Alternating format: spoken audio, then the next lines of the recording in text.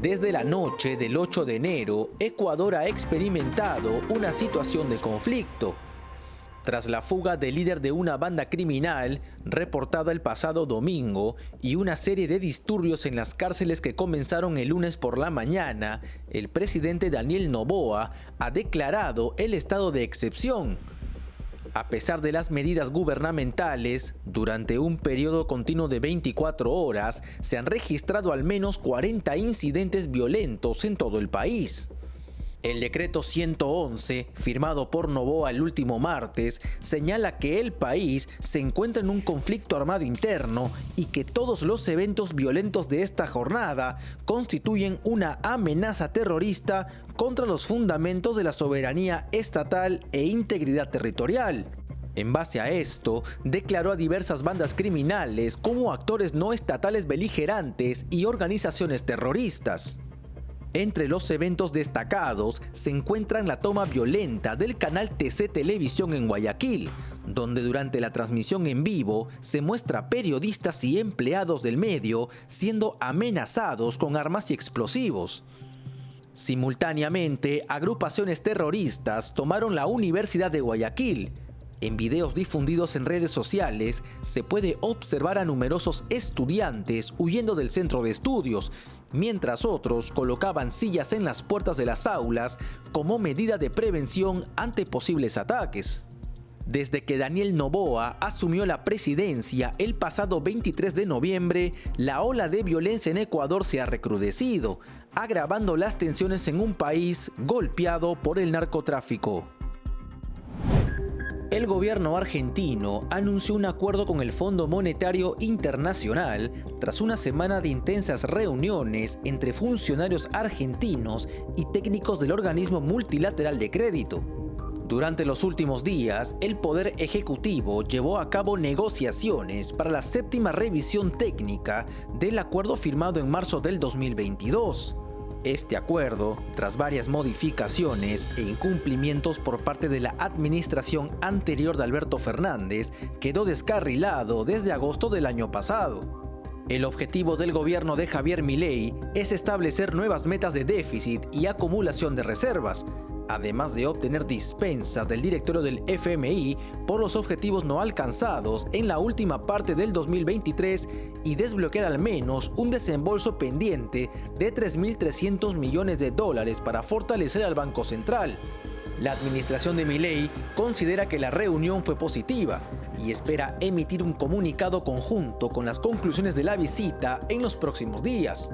La devaluación del tipo de cambio y la liberación de precios, junto con ajustes fiscales, serán medidas previas a un nuevo conjunto de metas para el 2024, mientras se negocian dispensas por incumplimientos de la administración anterior de Alberto Fernández. Los acuerdos entre el gobierno argentino y el FMI son esenciales para mantener la estabilidad financiera del país, que se ha visto afectada por las políticas izquierdistas de la saliente administración de Alberto Fernández y el kirchnerismo. En Ecuador, el informe presentado por la fiscal general del Estado, Diana Salazar, revela una intrincada red de conexiones entre la organización criminal liderada por Leandro Norero, uno de los principales narcotraficantes del país que fue asesinado en el 2022, y la Revolución Ciudadana, partido que lidera el expresidente Rafael Correa, que se encuentra actualmente en Bélgica al ser prófugo de la justicia. Los chats entre Norero y Javier Jordán, prófugo de la justicia e investigado por el caso Metástasis, sugieren una relación preocupante entre esta organización delictiva y el entorno político correísta.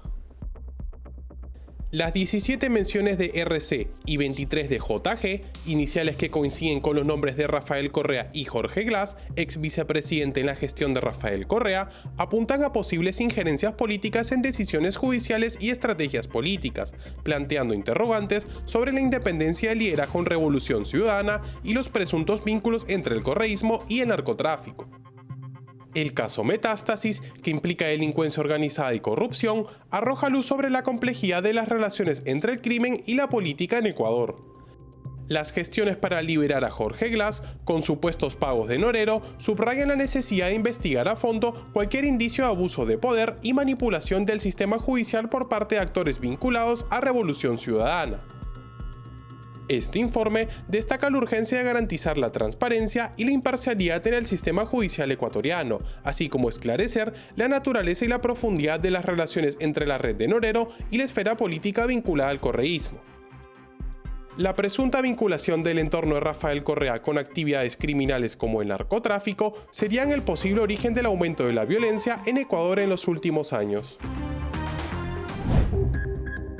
El presidente de Ecuador, Daniel Noboa, ha tomado una postura desafiante contra las pandillas armadas, instándolas a enfrentarse al ejército en lugar de atacar a civiles.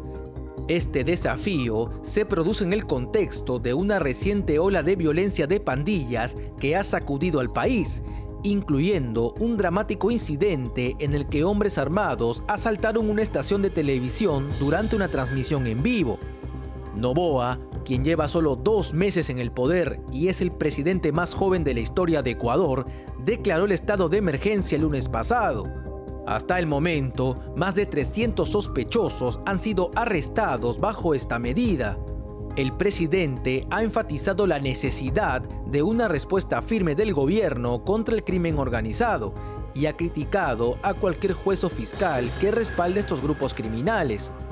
La reciente escalada de ataques parece haber sido desencadenada por un intento fallido de trasladar al conocido líder de pandillas Fito de una cárcel bajo su control a una instalación más segura. La noticia de su fuga generó disturbios en otras cárceles, durante los cuales Fabricio Colón Pico, líder de la pandilla Los Lobos, también escapó. Ecuador, tradicionalmente más seguro que otros países de la región, ha visto un aumento dramático en su tasa de homicidios, cuadruplicándose entre el 2018 y el 2022. Este incremento se atribuye al fortalecimiento de las pandillas criminales vinculadas al narcotráfico. Noboa ha declarado a 22 de estos grupos como pandillas terroristas y ha involucrado al país en un conflicto armado interno, permitiendo el despliegue de soldados para patrullar las calles y buscar sospechosos.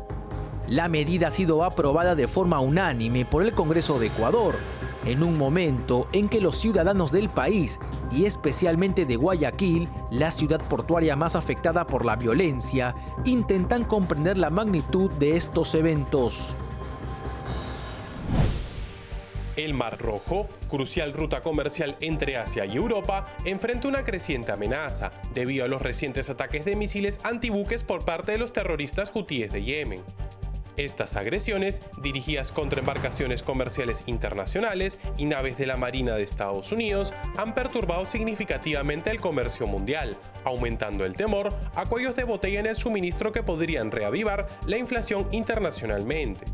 El jueves, Estados Unidos lanzó ataques contra 2 misiles antibuques hutíes en el Mar Rojo, considerados una amenaza inminente. La milicia hutí, aliada de Irán, ha intensificado sus ataques desde noviembre, enlenteciendo el comercio y alarmando a las grandes potencias. Sus acciones responden a la relación que tienen con Irán, que también respalda y financia el grupo terrorista Hamas en el conflicto con Israel en Gaza. En un reciente incidente, el buque Genco Picardy, operado por Estados Unidos, fue atacado en el Golfo de Adén, lo que llevó a la Marina de la India a rescatar a su tripulación. Los hutíes han amenazado con atacar barcos estadounidenses en respuesta a los ataques de Estados Unidos y Gran Bretaña.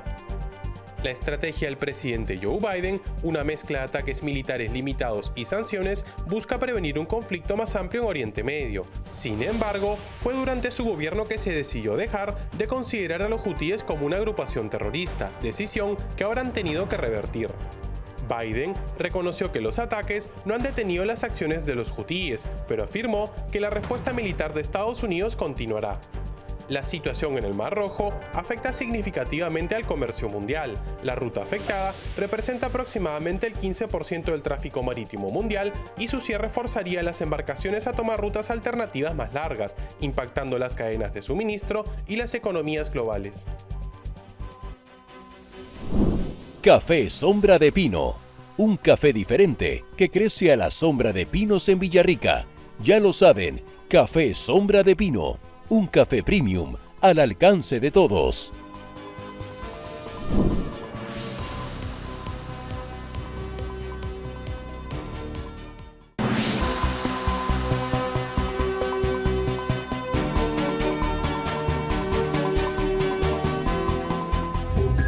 En el inicio de la temporada de primarias en Estados Unidos, los caucus de Iowa marcan el primer paso hacia la Casa Blanca para los candidatos republicanos.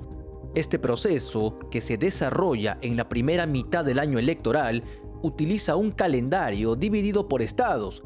Ya sea a través de primarias o caucus, los ciudadanos no eligen directamente al candidato presidencial, sino la composición de la delegación estatal en las convenciones nacionales, donde se formaliza la proclamación del representante del partido en los comicios presidenciales del próximo 5 de noviembre. Las convenciones del Partido Republicano y Demócrata tendrán lugar en julio y agosto respectivamente, en Milwaukee, Wisconsin y Chicago, Illinois. El punto de partida es Iowa, donde tanto republicanos como demócratas llevarán a cabo asambleas electorales este 15 de enero. El punto de partida es Iowa, donde tanto republicanos como demócratas llevaron a cabo asambleas electorales este 15 de enero. Solo la Asamblea Republicana impactará directamente en la carrera presidencial, ya que la demócrata se centrará en asuntos administrativos y elección de delegados, expresando su preferencia por el candidato mediante votación por correo en marzo. Después de Iowa, el próximo 23 de enero, New Hampshire tomará la posta con dobles primarias, seguido por el crucial supermartes el 5 de marzo, donde más de una decena de estados votarán, estableciendo un posible punto de inflexión en la contienda.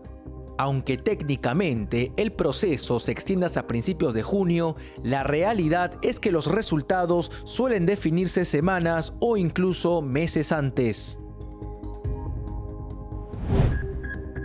Bernardo Arévalo, reconocido por su lucha contra la corrupción, fue juramentado como presidente de Guatemala en las primeras horas del lunes, después de un retraso de varias horas causado por intentos del Congreso de debilitar su autoridad.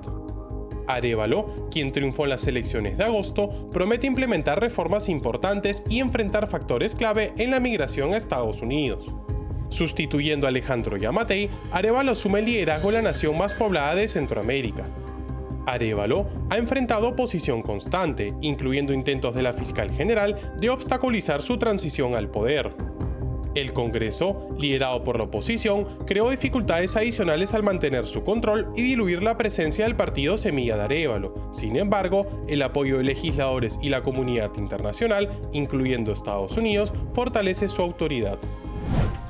En un histórico triunfo en las asambleas partidarias de Iowa, el expresidente Donald Trump obtuvo una victoria aplastante por 30 puntos el lunes, marcando el inicio de las contiendas para la nominación republicana del 2024. Este resultado fortalece aún más la posición de Trump como el candidato favorito para enfrentar al presidente Biden en las elecciones generales de noviembre. La Associated Press declaró a Trump ganador en Iowa a las 8:32 de la noche, apenas media hora después de que comenzaran las asambleas.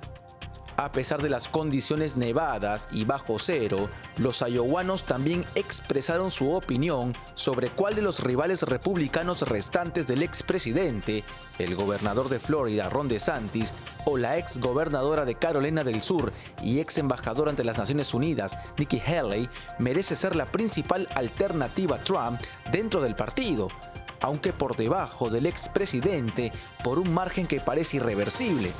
El resultado fue dividido, otorgando tanto a DeSantis aproximadamente el 21%, como a Haley aproximadamente el 19%, una quinta parte de los votos, asegurando casi con certeza que ambos candidatos continúen dividiendo la facción que busca una alternativa a Trump, pero que sigue siendo una minoría entre los republicanos. Pasadas las 11 de la noche, la Associated Press determinó que DeSantis había quedado en segundo lugar, superando por poco a Haley. La decisión del gobierno colombiano de arrendar una lujosa casa en Davos, Suiza, para promover el turismo ha suscitado críticas y cuestionamientos, especialmente en torno a la figura del presidente Gustavo Petro, quien había pregonado la austeridad durante su campaña presidencial. El valor exorbitante del arrendamiento, 1 millón de francos suizos, es decir, más de 1.1 millones de dólares, ha generado indignación entre la oposición y sectores de la sociedad. A pesar de las explicaciones de Petro sobre el uso exclusivamente promocional de la propiedad, la inversión en una vivienda con comodidades como jacuzzi, sauna y piscina en un contexto de necesidades más apremiantes ha sido duramente cuestionada. La falta de transparencia en la justificación del gasto y la contradicción con el discurso de austeridad han alimentado la polémica. Además, la insistencia de Petro en que la inversión se recuperará con creces a través del turismo internacional de lujo ha sido vista con escepticismo, ya que muchos consideran que el Foro Económico Mundial en Davos no es el escenario propicio para atraer este tipo de turistas. En declaraciones para el diario Semana de Colombia, Juan Camilo Restrepo, exministro de Hacienda en Colombia que conoce de primera mano los foros económicos mundiales, señaló que los que asisten a Davos son banqueros que van presurosos de sus hoteles a los sitios de reunión a varios grados bajo cero y con mucha nieve, y que no cree que paren a hacer turismo en una casa promocional de Colombia, por lo que lo considera un gasto inútil. El hecho de que Petro inicialmente cancelara su viaje a Davos debido a la emergencia en Chocó, pero luego cambiara de opinión para asistir a la controvertida casa, ha generado percepciones de falta de coherencia y priorización de intereses. El presidente de Argentina, Javier Milei, dio un discurso muy importante para el liberalismo durante el Foro Económico Mundial celebrado en Davos, Suiza. En el evento, defendió el capitalismo, el libre mercado, además de criticar al socialismo y al colectivismo. Asimismo, advirtió sobre la amenaza que enfrenta Occidente con los regímenes de izquierda. En su discurso, el mandatario sostuvo que el capitalismo de libre empresa es la única herramienta efectiva para erradicar el hambre, la pobreza y la indigencia a nivel global. También destacó que Occidente se encuentra en peligro debido a la influencia de visiones que conducen al socialismo y a la pobreza. Por otro lado, Milei afirmó que el capitalismo de libre empresa no solo es un sistema económico para combatir la pobreza, sino también el único sistema moralmente deseable para lograrlo. Asimismo, el presidente argentino criticó la perspectiva de izquierda que ataca al capitalismo por cuestiones de moralidad, señalando que la justicia social, promovida por esa ideología, es injusta y violenta. En su discurso, defendió la libertad de mercado y propuso un modelo basado en los principios fundamentales del libertarismo, como la defensa de la vida, la libertad y la propiedad. Milei concluyó su exposición resaltando la importancia de la libertad y expresando su esperanza de que Argentina y el mundo elijan el camino de la prosperidad abrazando el modelo de libertad. Café Sombra de Pino, un café diferente que crece a la sombra de pinos en Villarrica. Ya lo saben, Café Sombra de Pino, un café premium al alcance de todos.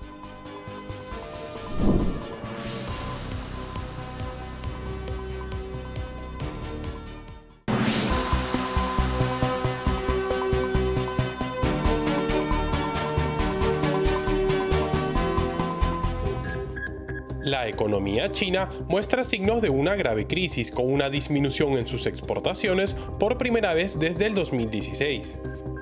Según datos oficiales, China vendió al mundo productos por un valor de 3.38 billones de dólares en el 2023, un 4.6% menos que en el 2022.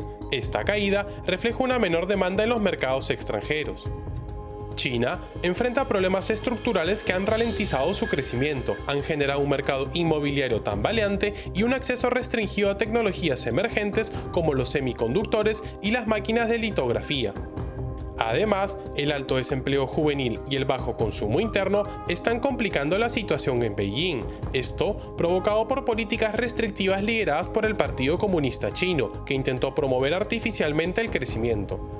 China también ha visto una disminución del 5.5% en sus importaciones totales anuales, comparados con los 2.5 billones de dólares del 2022.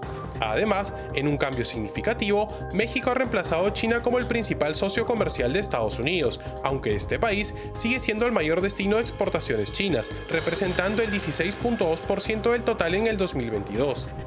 Emily Yin, del Centro de Seguridad Nueva Americana, señaló para Newsweek que la caída del mercado inmobiliario y el descenso en el gasto del consumidor, ya problemático para la economía china, se han visto agravados por la pandemia y las estrictas medidas del gobierno chino en respuesta.